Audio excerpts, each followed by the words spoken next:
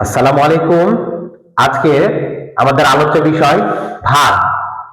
মানে ভাগ কাকে বলে? বিয়োগের সংক্ষিপ্ত রূপকে ভাগ বলা হয়। বারবার বিয়োগ করার সংক্ষিপ্ত রূপকেও ভাগ বলা হয়। ভাগের কয়টা অংশ? তিনটা। এই তিনটা অংশ কি কি?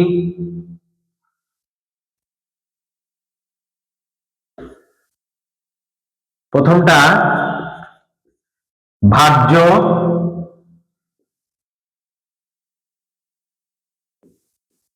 ভাজক, ভাগফল। ভাজ্য, ভাজক, ভাগফল। তাহলে আমরা একটু জেনে নিই ভাজ্য কাকে বলে। ভাজ্যটা হচ্ছে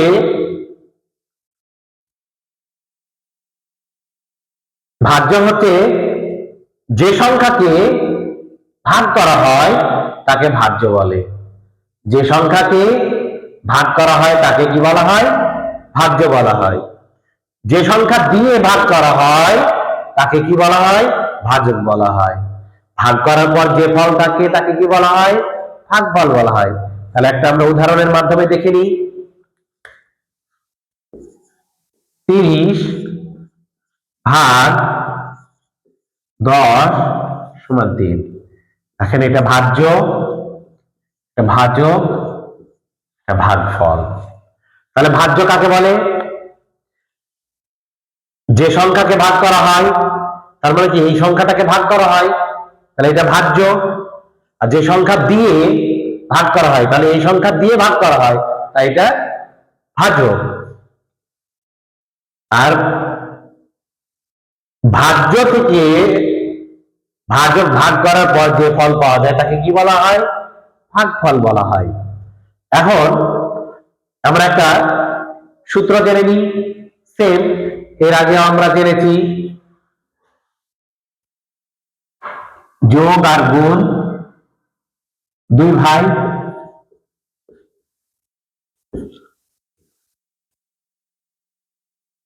ভাগ আর বিয়োগ দুই ভাই। এরা বড় কোথায় হয়?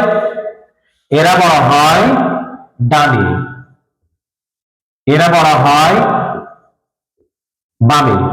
তাহলে আমরা নিশ্চয়ই ভাগ অঙ্ক হচ্ছি, তাহলে ভাগের ক্ষেত্রে বড় কোন জায়গায় হবে? নিশ্চয়ই বামে। তাহলে এখন দেখি, তাহলে এটা কি বড়, তাহলে এটা হবে ছোট ছোট। এখন সেম আর একটু আমরা একটু মুখস্থ করে নিই। ছোট ছোট গুণ বড় ছোট ভাগ।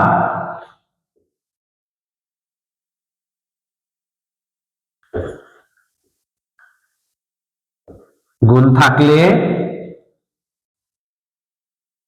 ডানে বড়, ভাগ থাকলে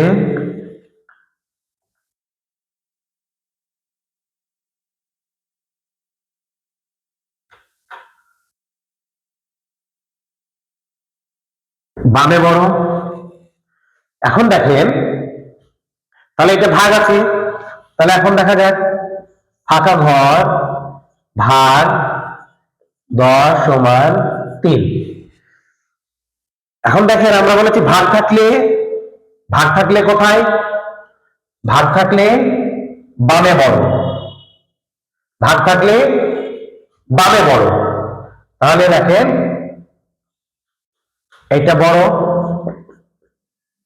এটা ছোট, এটা ছোট। তাহলে আমরা কি বলেছি? ছোট ছোট ছোট ছোট গুণ। তাহলে ছোট ছোট গুণ করে ফেলি। তাহলে 3 10 30। এবার আর একটা উদাহরণ দিই।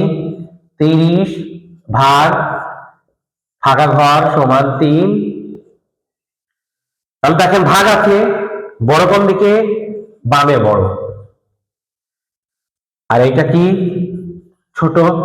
তাহলে এখন দেখেন বড় আর ছোট, তাহলে বড় ছোট কি? ভাগ। তাহলে বড় ছোট ভাগ হলে 3/30।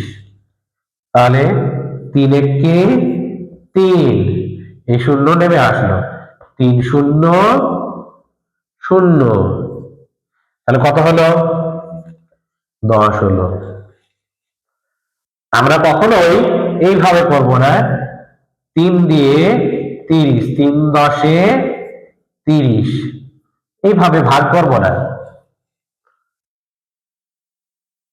এখন দেখে 30/10 সমান ফাঁকা ঘর। এখন দেখেন ভাগ আছে, বামে বড়, এটা ছোট, এটাও ছোট। তাহলে এখন দেখেন এখানে, তাহলে বড় আর ছোট, তাহলে বড় ছোট কি করতে হবে? বড় ছোট ভাগ। তাহলে এখন দেখেন 10/30, 3 10